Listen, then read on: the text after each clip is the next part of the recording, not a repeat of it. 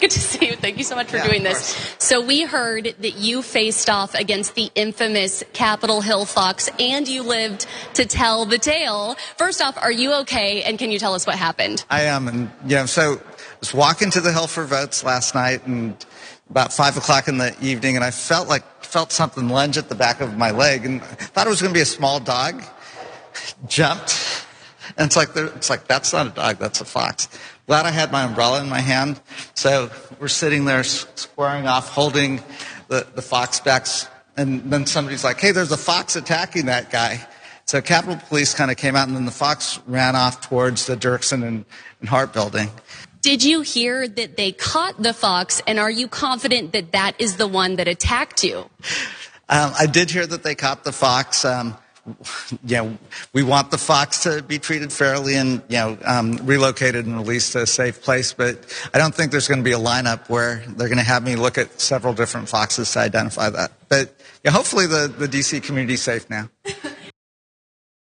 Oh, there's a lot that happened with this Fox story, and it's just twists and turns. It's a roller coaster of emotions. That's Congressman Ami Bera, and he's talking about, look at it, jump to the side, and I saw a fox. It bit me on the ankle. He was very excited about that story. I thought that was wonderful. Either way it goes, he did go to the hospital, found out there was no rabies, was treated, glad he's okay. There was a few people that were nipped on the heels and ankle by this fox that was terrorizing people on Capitol Hill. So this is what had happened for most of the week. So dens of foxes that are upset at Congress's lack of progress on the most pressing issues of the day have laid siege to Capitol Hill this week. I love the way this was written for Slate, to bite people. The first sighting that this Jim Newell, who wrote this, that he's aware of, came Monday afternoon when Mike McCognon, a reporter for CQ Roll Call, shared this photo of one such majestic creature having a little day for itself, chasing squirrels around the Russell Senate office building. So here's that particular picture that Michael took.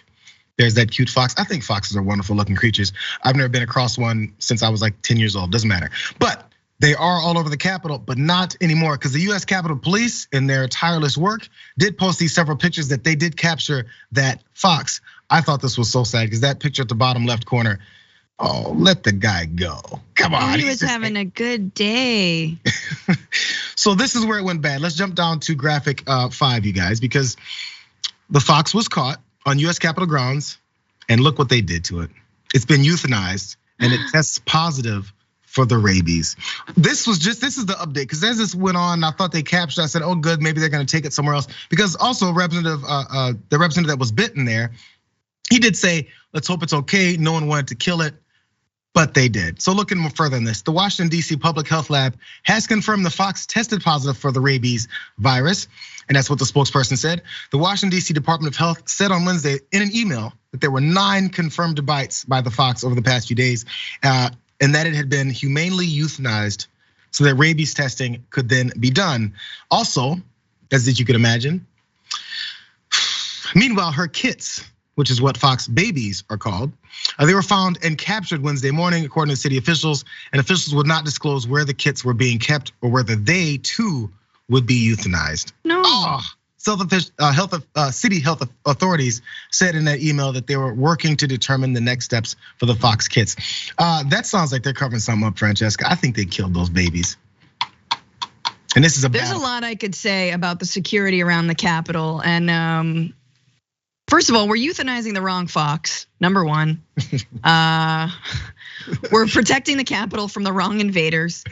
And this fox is clearly the spirit of Ruth Bader Ginsburg, come back and nipping at Congress people's heels, and more power to her and her kits. She has spawned. And look, if you euthanize RBG, she will come back as something worse, all right? She's gonna come back as a Wolverine, and look out, all right? Have you run across foxes in your real life before? I'm not sure where you grew up. No, ever in my life, and they're so pretty. So they're so. I told Brett Ehrlich this before when we were talking about tornadoes.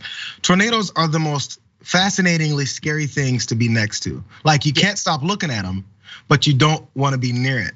It's a little crazy. And it's a weird comparison, I think, for foxes, because if you see one, you just go, oh my God, a fox. Now, again, this is for us city folks who don't see foxes. I'm sure people who live in the middle of the country are like, these guys are tripping over a fox, number one. And number two, that it's been euthanized. Big effing deal. I'm sure my father would say that because he's like, I've seen foxes my whole life. Calm down, bro.